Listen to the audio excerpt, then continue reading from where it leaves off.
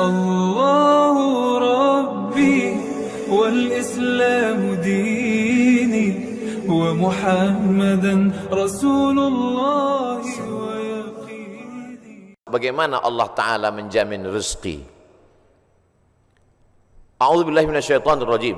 Wa ma min dabbatin fil ardi illa 'ala Allahi rizquha. Semua yang melata di atas muka bumi Allah ini dijamin rezekinya. Semua yang melata, semua yang bergerak. Setelah diteliti oleh para ulama, dabbah artinya binatang. Selalu diterjemahkan dabbah, dabbatul ardi. Binatang yang berjalan di atas muka bumi ini dijamin Allah Ta'ala rezekinya. Kenapa disebutkan binatang? Kenapa tidak disebut wa ma min insanin, wa ma min nasin? Tidak ada manusia yang tidak dijamin rezekinya. Digunakan kata yang paling rendah, paling hina, paling kotor, binatang. Kalau binatang saja dijamin rezekinya, apalagi yang mulia. Karramna bani Adam ala katsirin minal khalqi wa faddalnahum tafdila. Di antara semua makhluk ini manusia yang paling mulia. Khalaqnal insana fi ahsani taqwim. Dari bentuk susunan fisiknya paling sempurna, dari bentuk keseimbangan antara akal dengan nafsunya juga sempurna. Ada yang satu ini nafsu aja, tak ada akal, binatang. Ada yang satu ini akal saja, tak ada nafsu, malaikat. Makanya kalau ada teman kita nafsu aja, tak ada akal, kita udah tahu dia sama geng mana. Maka paling sempurna bentuknya, keseimbangannya manusia. Tapi Allah tidak sebutkan manusialah yang kujamin rezekinya, tidak. Allah sebutkan yang paling hina. Kalau binatang yang kotor tidak berakal saja dijamin Allah rezekinya, apalagi manusia. Maka ada ungkapan pepatah orang Melayu, rezeki musang tidak akan dihabiskan harimau. Rezeki musang tak akan pindah ke mulut harimau. Secara fisik harimau lebih besar, secara fisik harimau lebih buas, lebih gagah, lebih tajam taringnya. Raja hutan, raja rimba. Musang biasa saja. Bahkan ada musang yang paling keren ya kopi luwak, karena itulah makanan dia. Tapi rezeki musang tidak akan mungkin dihabiskan harimau.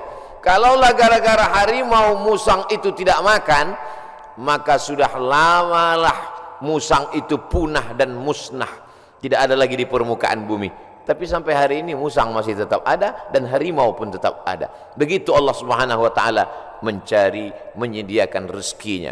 Binatang yang melata, melatanya tidak pula di atas tanah. Justru dia unik. Kalau binatang yang lain kakinya di atas tanah, kepalanya, dia justru terbalik. Justru kaki dia yang ke atas, dia yang ke bawah. Bukan Spiderman, cicak. Makanannya pun luar biasa. Yang dia makan tidak melata tapi yang terbang, nyamuk. Bisa juga dia makan. Jadi kalau ada orang dikasih Allah Ta'ala tangan, kaki, kudrat, iradat, kemauan, kehendak, dikasih Allah Ta'ala akal sehat, badan sehat, segar bugar, tapi cemas dengan rezekinya, dia mestinya malu dengan cicak. Kemudian bagaimana Allah Subhanahu wa taala membagi rezeki itu? Lau tawakkaltum 'ala Allah haqqa tawakkulih. Kalau kamu bertawakal kepada Allah sebenar-benar tawakal, la razaqakum kama ruziqat thair. Kamu diberi Allah rezeki sebagaimana seekor burung mendapatkan rezeki. Bagaimana seekor burung mendapatkan rezeki? Taghdu khimasan wa taruhu bitanan. Terbang keluar sarang pada waktu pagi dalam keadaan perut kosong dan pulang dalam keadaan perut kenyang. Sampai hari ini belum ada burung yang tidak mau terbang karena khawatir dapat rezeki atau tidak. Burung merpati terbang tinggi, tahu dia di mana letak sarangnya dan pulang dia dalam keadaan perut kenyang. Padahal yang diberikan Allah kepada dia cuma dua, paruh dengan cakar kakinya. Dengan dua itu bisa dia makan. Uniknya burung-burung ini adalah makanannya berada di dalam air, dia di atas udara, lalu kemudian dia hanya sebentar saja memantau, masuk dia ke dalam dan bisa diangkat kembali. Kalau tidak percaya pada isi ceramah saya ini, sering-sering nonton film yang isinya binatang aja. Tentang flora dan fauna, tentang hewan, tentang burung. Aneh dan uniknya, yang menyuruh kita untuk mempelajari binatang hewan ini adalah Allah SWT. Tapi yang mempertontonkan kita, kameramennya sampai berbulan-bulan di dalam hutan untuk menampilkan, hanya memperlihatkan seekor burung bisa menangkap seekor ikan, untuk memperlihatkan bagaimana Allah membagi rezeki kepada kita. Sesungguhnya di balik konten yang luar biasa ada kameramen yang sangat tersiksa. Jadi besar sekali jasa kameramen. Jadi nanti kalau beberapa hari ini akan keluar gambar Abdul Somad ceramah di Masjid Sunda Kelapa sedang begini-begini, itu kameramennya luar biasa. Ini kameramen insya Allah masuk surga sama kamera-kameranya sekalian. Saudara yang dimuliakan. Cuman kameramen kalau bisa matanya harus seimbang. Jadi jangan selamanya begini. Jadi sekali-sekali begini, sekali-sekali. Saya khawatir nanti setelah tua matanya begini. Selalu ada keseimbangan. Saudara yang dimuliakan Allah SWT, kamera itu pun juga adalah rezeki. Kenapa? Yuntafa'u bihi. Kapan kamera menjadi rezeki? Ketika dia bermanfaat. Kalau kamera hanya untuk mengambil gambar orang yang membuka aurat, maka itu bukan kamera rezeki, itu namanya kamera Sony. Itu namanya kamera laknat. Itu namanya kamera yang mendatangkan, bukan pada mereknya, bukan pada kameramennya, tapi apakah dia mendatangkan manfaat atau tidak. Begitu Allah SWT memberikan rezeki. Suatu ketika ada salah seorang dari wali-wali Allah, setelah mendengar ceramah Ustadz bagaimana perjalanan Ustadz berdakwah, bagaimana perjuangan Ustadz, saya menganggap Ustadz salah seorang dari wali-wali Allah, kata jamaah. Mendengar itu saya, ente kok tahu? Saya ini wali murid. Kaedah kewalian, la ya'riful wali illal wali. Yang tahu bahwa itu wali adalah wali juga. Jadi kalau ada orang mengatakan, menurut saya Kiai Anu itu wali, berarti dia wali. Lalu siapa yang tahu bahwa dia wali? Kamu mengatakan Kiai itu wali? Iya. Terus yang ngangkat kamu jadi wali siapa? Saya sendiri, kata dia. Ini namanya buceri, bule ngecat rambut sendiri. Karena dia klaim saja ada seorang wali Allah. Seorang wali Allah ini berjalan, dalam perjalanan panjangnya dia melihat ada seorang wali Allah juga yang duduk di gurun pasir hanya berzikir. Lalu wali yang berjalan bertanya kepada wali yang duduk, kamu kenapa duduk dari tadi tidak cari rezeki? Kata wali yang duduk, apa kau tidak tahu firman Allah, wa ma min dabbatin fil ardi illa 'ala Allahi rizquha. Semua makhluk yang melata di atas muka bumi Allah, rezekinya sudah dijamin Allah. Percaya kau pada ayat ini? Percaya, aku wali Allah. Kalau percaya kepada ayat bahwa rezeki dijamin Allah, untuk apa lagi kita cari rezeki? Kalau kau tidak percaya bahwa rezeki dijamin Allah, lihatlah di atas pohon kurma itu ada seekor burung. Sejak telurnya menetas, sayapnya patah. Sayapnya patah, dia tidak bisa terbang, tapi dia tetap menjadi burung yang besar di atas pohon kurma. Kenapa? Kita lihat nanti. Tak lama terlihat datang burung lain membawakan makanan. Datang burung membawakan cacing, datang burung membawakan ikan. Naik ke atas pohon kurma yang di atasnya ada seekor burung yang patah sayap. Begitulah kalau Allah berkehendak, rezekinya dijamin Allah, dia tidak perlu terbang. Datang burung lain membawakan. Burung yang datang ini bukan ojek online. Burung lain datang membawakan tanpa perintah manusia. Allah memerintahkan hatinya. Oh, begitu. Iya. Lalu apa kata wali Allah yang berdiri kepada wali Allah yang duduk? Kenapa kau tidak amalkan sunnah al-yadul ulya khairum minal yadis sufla? Kenapa engkau tidak memilih menjadi burung yang mendatangkan cacing dan ikan? Kenapa justru memilih menjadi burung yang duduk menunggu makanan datang? Mendengar itu wali Allah yang duduk itu tegak berdiri dan dia mengatakan, kalau begitu aku lebih memilih ingin menjadi burung yang membawakan makanan, karena mengikut sunnah Rasulullah sallallahu alaihi wasallam, al-yadul ulya khairum minal yadis sufla, tangan di atas yang memberi lebih mulia daripada yang menerima. Artinya apa? Dengan rezeki, mencari rezeki, punya rezeki bermanfaat, maka orang itu lebih tinggi derajatnya daripada beriman, yakin, tapi hanya menanti menunggu. Makanya dalam Islam diajarkan al-mu'minul qawiyyu, seorang mukmin yang kuat fisiknya, kuat otaknya, kuat ilmunya, kuat finansialnya, kuat duitnya. Khairun, dia lebih baik di hadapan Allah. Wa ahabbu ilallah, lebih dicintai Allah. Minal mu'minid dha'if, daripada mukmin yang lemah. Wali Allah kalau menerima hadis mudah dia menerima. Ini contohnya. Wali Allah begitu menerima hadis langsung dia terima. Dia langsung tegak berdiri. Jadi kalau ada hari ini orang yang diyakini sebagai wali Allah tapi bertentangan dengan sunnah-sunnah Rasulullah, maka sesungguhnya bukan wali Allah. Jadi wali apa? Wali setan.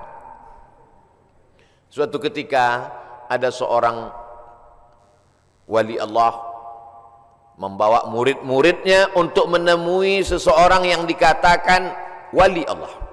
Diceritakan dalam kitab Ar-Risalah Al-Qushairiyah, Imam Abdul Qasim Al-Qushairi. Murid-murid, kita mau ketemu dengan seorang wali Allah. Di mana Tuan Guru? Di masjid. Dia tidak pernah keluar masjid, dia dalam masjid. Ya, sampai di dalam masjid bertemu dengan wali Allah, bersalaman. Tiba-tiba orang yang dikatakan wali Allah itu, maaf, meludah dalam masjid. Lalu kemudian saat itu juga sang guru berkata, mari kita tinggalkan orang ini bukan wali Allah. Kenapa Tuan Guru? Dia banyak karamahnya, dia mulia. Karena dia meludah dalam masjid. Perbuatannya bertentangan dengan syariat, bertentangan dengan sunnah Rasulullah SAW. Karena bumi yang paling mulia adalah masjid, meludah dalam masjid adalah menghinakan masjid, maka perbuatannya sudah menjatuhkan kedudukan dirinya di hadapan Allah karena bertentangan dengan sunnah Rasulullah sallallahu alaihi wasallam.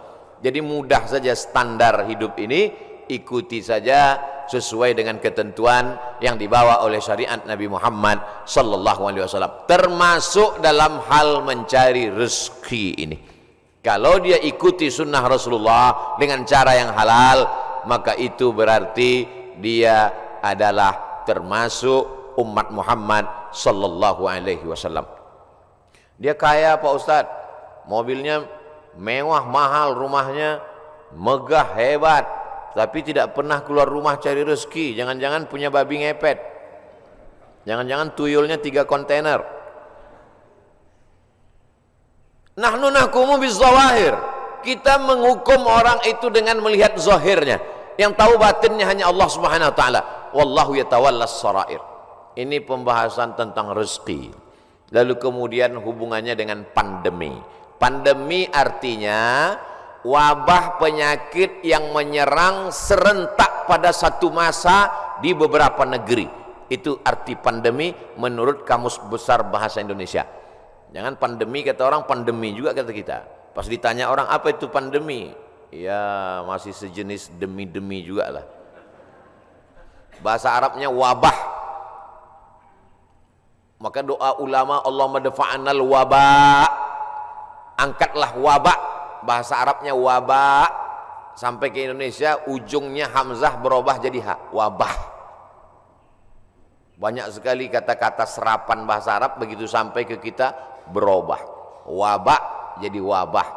Zahir lawannya batin. Telapak tangan ini batin, ini zahir. Kenapa ini disebut batin? Karena tertutup.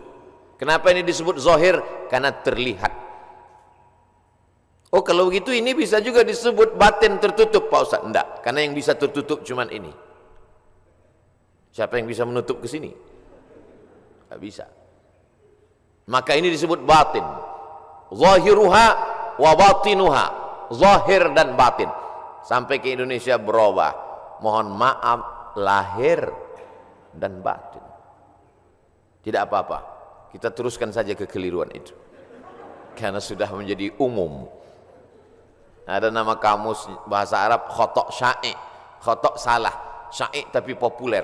Ternyata kalau salah tapi populer, diteruskan saja kesalahan itu. Nah, kembali kepada pandemi, wabah. Wabah ini bukan sesuatu yang baru. Ada kota namanya Yathrib. Yathrib itu artinya kota yang banyak wabah penyakit.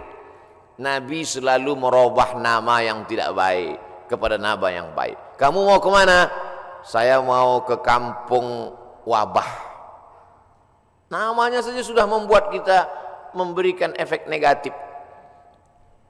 Nama Abdul Somad, tempat tanggal lahir wabah COVID-19. Maka memberikan efek yang tidak baik. Maka Nabi merubah nama yang tidak baik. Yathrib dirubah Nabi namanya menjadi Al-Madinah Al-Munawwarah, kota peradaban yang terang benderang. Kenapa terang benderang? Ketika Nabi datang ke sana, maka terang benderanglah hati mereka, terang benderang pikiran mereka, terang benderang kota Madinah. Mereka sambut dengan Tola'al Badru alaina. Badru artinya bulan purnama yang terang benderang. Kalau bulan itu bulat, namanya Badar. Kalau bulannya masih sabit, namanya hilal. Yang selalu dicari-cari orang, hilal. Hati-hati kalau ibu punya suami hilal. Saudaraku yang dimuliakan Allah Subhanahu wa taala. Maka pandemi, wabah menyebar sudah terjadi sejak lama. Makanya dalam hadis dikatakan al-mat'unu syahid. Orang yang meninggal karena wabah ta'un, wabah penyakit, pandemi, maka dia mati syahid.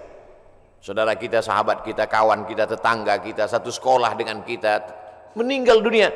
Berikan kabar gembira kepada istrinya kalau suaminya meninggal. Sabar Pak, dia meninggal sebagai seorang syahid. Wala taqulu liman yuqtalu fi sabilillahi amwat. Jangan kau katakan orang yang mati syahid itu mati. Bal ahya, mereka hidup.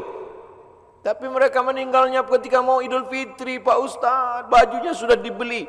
Ada yang lebih sayang kepada dia daripada kita.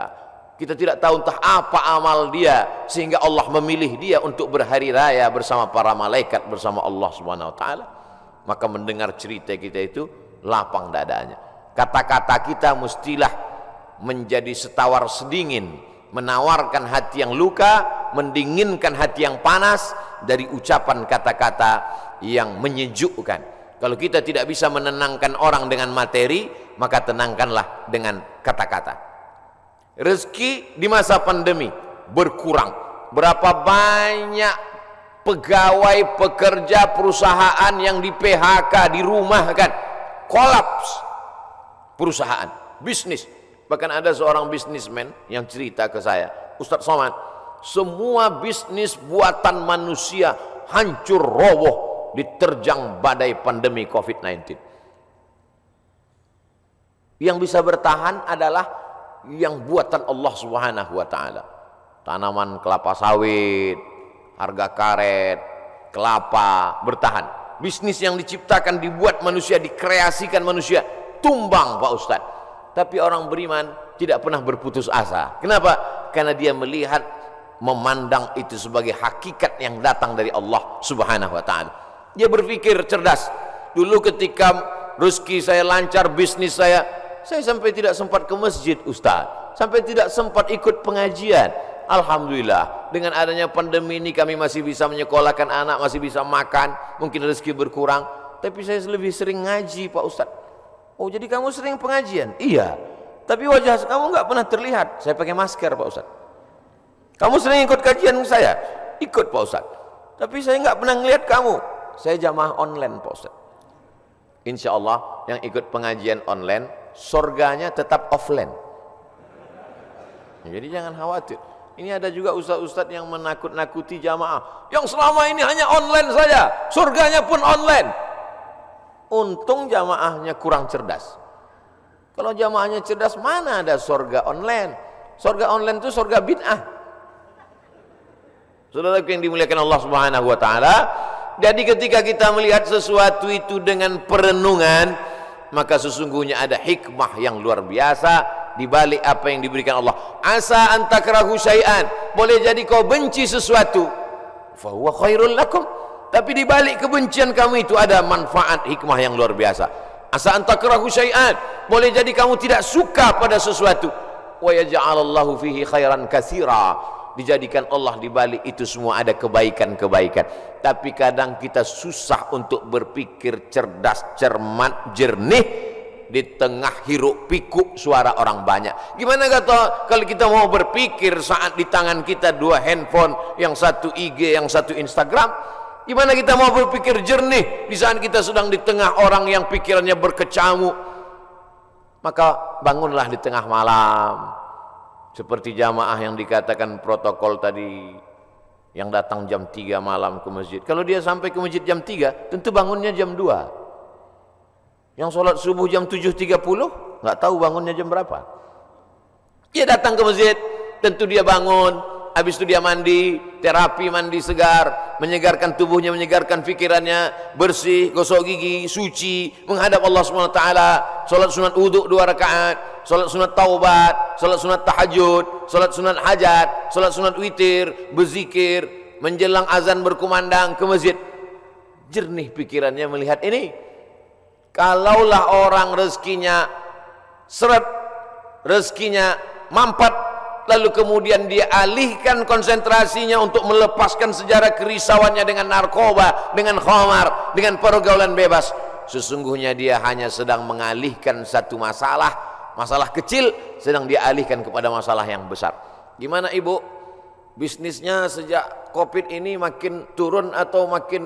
Alhamdulillah Pak Ustaz, alhamdulillah ada Covid. Alhamdulillah pula dia bilang ada Covid. Kenapa? Selama ini saya kalau mau buka usaha mesti sewa ruko, mesti sewa tempat. Hari ini saya bisa bisnis online Pak Ustaz. Saya cukup buat pasang iklan, masak di dapur sendiri, menggunakan jasa teman-teman yang bisa mengantar, akhirnya makan. Berapa banyak saudara-saudara kita yang hari ini bisnisnya tetap berjalan. Dengan cara apa? Dengan cara online. Cara menyampaikan makanannya saja yang online, makanannya tidak online. Bukan berarti makanan itu digambar lalu dikirim. Makanannya tetap diantarkan dan berjalan. Kenapa? Karena ketika kita duduk dengan tenang, maka akan ada ide-ide yang diberikan Allah Subhanahu wa taala. Yang menenangkan hati itu siapa? Allah. Huwallazi anzala sakinata. Allah taala yang menurunkan ketenangan fi qulubil mu'minin, ke dalam hati orang beriman. Tapi tidak semua bisa begini. Apotik, jual obat, minyak kayu putih, haba sauda, madu, justru di musim-musim ini peningkatannya luar biasa. Kenapa? Karena orang takut.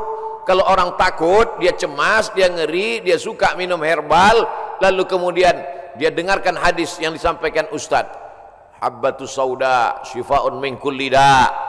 Habba sauda, jintan hitam, Arab, obat dari segala macam penyakit. Yang tidak bisa diobatinya hanya tua dan mati saja. Yang lain daripada itu bisa diobatinya. Alaikum bisyifa'aini, hendaklah kamu berobat dengan 2 penyembuh, al-asal, madu, wal Qur'an. Wa nunazzilu minal Qur'ani ma huwa syifa'. Kami turun Al-Qur'an itu sebagai obat, sebagai penyembuh, sebagai penawar. Maka diamalkan mereka ruqyah, habba sauda, herbal, madu, jintan, kostul hindi, maka luar biasa. Tapi saya tidak bisa berpindah dari bisnis ini ke sini Pak Ustaz. Loh, yang mengatakan engkau tidak bisa bisnis dari pakaian ke herbal itu siapa? Kita sendirilah yang mengkerangkeng pemikiran kita. Kita yang membuat aturan, kita yang membuat diri kita terjebak. Saya sudah usaha pakaian, maka saya tidak bisa berpindah ke usaha lain. Yang membuat kaedah itu dia diri dia sendiri, dia sendiri membuat kerangkeng, dia sendiri yang berada di dalam, dia sendiri yang menguncinya. Itu sama seperti orang yang membuat kerangkeng besi, dia masuk ke dalam, dia kunci dari dalam, dia buang kuncinya keluar. Dia mengkerangkeng dirinya. Kamu bisa berpindah dari dagangan pakaian ke jualan herbal, berpindah dari berdagang bisnis ini beralih ke sini, itu adalah pilihan yang ada pada diri kita sendiri. Ada pilihan yang tidak bisa kita pilih. Abdul Somad menjadi orang Melayu, datang dari pulau Sumatera. Itu tidak bisa kita memilih. Saya tidak bisa memilih. Malaikat tidak pernah dulu memberikan saya pilihan di alam rahim, Abdul Somad, kau mau jadi orang mana? Mau jadi orang Amsterdam atau mau jadi orang Riau? Tak ada. Itu bukan pilihan saya. Itu pilihan takdir dari Allah Subhanahu wa taala. Tapi ada masanya kita bisa memilih antara bisnis ini atau ini, beralih ini atau ini. Ustaz, ada yang mau saya tanyakan Ustaz? Ya silakan. Bolehkah saya beralih bisnis? Boleh. Yang tak boleh beralih ke lain hati. Saudaraku yang dimuliakan Allah Subhanahu wa taala. Jadi bagaimana tiba-tiba pikiran kita menjadi sempit sampai tidak nampak solusi? Bagaimana tiba-tiba hati kita ini menjadi beku sampai semuanya terasa menyulitkan, menyusahkan kita? Maka Allah Subhanahu wa taala memberikan kita kelapangan. Man lazimal istighfar, siapa yang melazimkan istighfar, mengistiqomahkan, mengamalkan istighfar, ja'alallahu lahu min kulli dhiqin makhraja. Habis waktu ceramah. Oh, matahari terbit. Hebatnya di Masjid Agung Sunda Kelapa. Setiap matahari terbit, bunyi alarm. Setiap matahari terbit, bunyi alarm. Setiap matahari terbit, bunyi alarm. Lama-lama jamaah mengambil kesimpulan bahwa kalau alarm tidak berbunyi, matahari tidak terbit. Kalau ada usaha, baru ada rezeki. Kalau ada usaha, baru ada rezeki. Kalau ada usaha, baru ada rezeki. Kalau tidak ada usaha, berarti tidak ada rezeki. Rezeki terbagi dua. Ada rezeki yang bersifat mauhibah, pemberian Allah. Ada rezeki yang bersifat al-kasbu, usaha. Dan berapa banyak rezeki yang berdasarkan pemberian Allah Ta'ala jauh lebih besar daripada usaha. Tapi jangan gara-gara ini lalu orang tidak mau berusaha. Usaha datang dari kita, pemberian datang dari Allah. Cobalah tanya bisnismen orang-orang kaya itu, apakah dari usahanya itu datang? Berapa banyak usahanya biasa saja, tapi pemberian Allah Subhanahu wa taala luar biasa. Yang dinilai Allah adalah bagaimana seorang hamba berusaha. Itulah ahlus sunnah wal jamaah. Adapun orang yang berpangku tangan menunggu hujan turun dari langit, mereka adalah ahlul bid'ah wad dhalalah. Namanya kelompok Jabariyah. Al-Jabr. Ada wali nikah itu namanya wali majbur, wali yang boleh memaksa. Jabariyah orang yang terpaksa. Kata dia, hidup dia ini terpaksa karena takdir. Kau kenapa tidak berusaha? Semua sudah ditakdirkan Allah. Kau kenapa mabuk? Saya tidak ada niat mabuk Pak Ustadz. Saya terpaksa karena takdir. Dua salah dia. Pertama, dia berbuat dosa. Yang kedua, dia mengkambing hitamkan Tuhan atas segala dosa-dosanya. Maka orang seperti ini dihukum double oleh Sayyidina Umar bin Khattab. Pada zaman Umar pun spesies manusia seperti ini sudah ada. Yang sekarang ini hanya pengikut-pengikutnya saja, neonya, model barunya muncul di zaman modern ini. Maka orang seperti ini bukan ahlu sunnah. Ahlu sunnah adalah berkeyakinan bahwa rezeki dijamin Allah, tapi dia juga berusaha. Menurut Imam Abul Hasan Al-Asy'ari, maka itulah yang disebut dengan al-kasbu wal ikhtiar. Ada usaha. Subuh ini saya sudah ditakdirkan Allah Subhanahu wa taala ada 2 minuman. Yang berada di atas meja ini walaupun nampaknya 3, yang minuman 2, yang ini hand sanitizer. Lalu kemudian saya boleh memilih antara 3 ini. Yang mana yang mau dipinum boleh pilih. Mau yang ini atau yang ini, tapi jangan yang ini. Ketika dia sudah diberikan kepada saya, maka ini milik saya, ini udah takdir saya, ini ketetapan untuk saya. Tapi saya mesti menggerakkan tangan saya, mesti memasukkannya ke mulut saya. Semuanya datang dari Allah. Gerak ini tangan bisa bergerak, itu pun dari Allah. Hati ini untuk condong kemana, itu pun dari Allah. Itulah mengapa dikatakan wallahu khalaqakum wa ma ta'malun. Allah menciptakan kamu dan perbuatan kamu. Perbuatan kamu itu pun juga ciptaan Allah, karena semua datang dari Allah. Menulis, tangan yang menulis ciptaan Allah. Pena, kertas, itu pun ciptaan Allah. Maka dikatakan bahwa kamu dan perbuatan kamu adalah ciptaan Allah. Tapi kita punya pilihan. Wa nafsin wa ma sawwaha, demi jiwa dan penciptaannya. Fa'alhamaha fujuraha, ada jalan kiri, jalan fujur, jalan bengkok, jalan hitam. Wa taqwaha, jalan kanan, jalan baik, jalan putih. Maka kita tinggal memilih. Ketika pilihan kita benar, kita dapat surga. Walladzina amanu wa 'amilus solihati ulaika ashabul jannah. Walladzina kafaru wa kadzdzabu bi ayatina ulaika ashabun nar. Jangan dengan penuh kesadaran sendiri menabungnya di bank konvensional haram, duitnya duit riba, dimakan dengan penuh kesadaran. Ketika ditanya, kau makan riba? Iya, tapi ini haram. Takdir, susah saya menolaknya, Ustaz. Tidak bisa begitu, karena kita punya pilihan untuk mengalihkan dia dari konvensional ke syariah. Kita punya pilihan untuk memilih antara yang haram dengan yang halal. Ketika pilihan itu tepat, disitulah balasan datang dari Allah subhanahu wa ta'ala. Saudaraku yang dimuliakan Allah, ada orang yang sanggup memilih tapi dia tidak mau.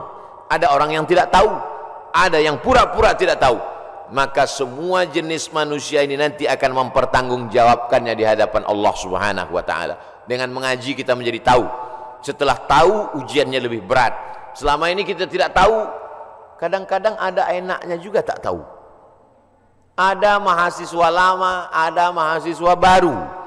Mahasiswa lama dengan mahasiswa baru duduk di tempat yang sama mau daftar ulang di awal tahun ajaran.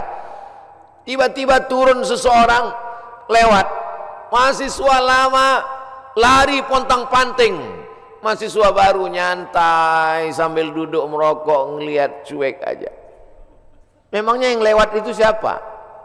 Rektor. Kenapa mahasiswa lama lari pontang-panting? Dia kenal, dia tahu. Kenapa mahasiswa baru cuek saja seperti tak ada masalah? Karena tidak tahu. Makanya banyak orang sekarang tidak mau tahu dengan agama. Kenapa? Karena kalau saya tahu nanti jadi takut. Padahal takut itulah yang dipesankan oleh khotib di atas mimbar. Takutlah kepada Allah. Itulah yang kita tanamkan selama Ramadan 30 hari, 30 malam, malamnya qiyam, siangnya siam. Akhir daripada target puasa itu adalah la'allakum tattaqun, takut. Salat, tegak, ruku, sujud, subuh, zuhur, asar, maghrib, isya, tahajud, witir, doa, qabliyah, ba'diyah. Apa yang ingin dicapai? Inna salata tanha 'anil fahsya wal munkar. Kajian subuh, kajian kita ini, apa target visi misi dari kajian ini? Kajian ini supaya takut kepada Allah, jangan sampai makan haram, jangan gara-gara pandemi ini lalu kita kemudian berubah keyakinan. Makanya pesan Nabi, qul amantu billah, berilah aku pesan ya Rasulullah. Kalau sudah aku terima pesan yang singkat padat ini, aku tidak akan bertanya lagi kepada siapapun. Katanya, amantu billah, katakan aku beriman kepada Allah. Tsumma istaqim, istiqamah. Istiqamah sebelum pandemi, istiqamah berusaha dengan rezeki yang halal. Setelah pandemi pun juga istiqamah. Mudah-mudahan kajian ini membuat kita tetap istiqamah, tetap kuat iman dan Islam. Kita sampaikan kepada sahabat jamaah semuanya bagaimana menghadapi pandemi tetap dengan rezeki yang halal. Mudah-mudahan kita selalu dalam ridha Allah subhanahu wa ta'ala. Lebih kurang 60 menit, kurang-kurang sedikit mohon dimaafkan. Saudaraku yang dimuliakan Allah subhanahu wa ta'ala, itu yang dapat saya sampaikan pada subuh kali ini. Aqulu qawli hadza astaghfirullah li wa lakum. Selanjutnya saya kembalikan ke protokol. Wassalamualaikum warahmatullahi wabarakatuh.